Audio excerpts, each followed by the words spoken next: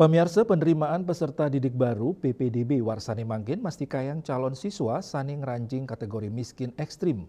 Rumasuk disabilitas miwah yatim piatu pacang keterima 100% ring SMA SMK negeri.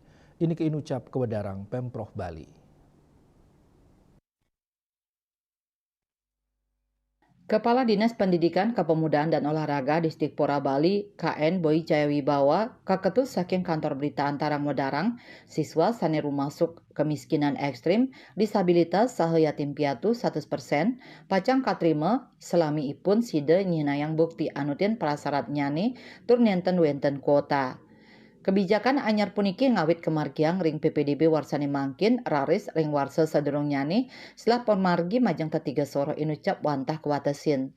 Boy maosang pemargi puniki wantah pinakecihna uratian tur sokongan Pemprov Bali majang calon peserta didik miskin ekstrim disabilitas miwah yatim piatu yening sampun ritat kala ngeranjing sekolah anutin tetiga jalur inucap.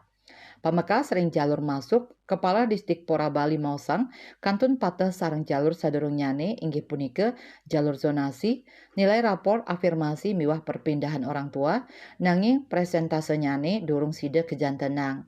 Kebijakan penerimaan 100% siswa miskin ekstrim, disabilitas saha yatim piatu, pacang kemargiang ring samian SMA, SMK, duen pemerintah ring Provinsi Bali. Bali Pos Nguningayang.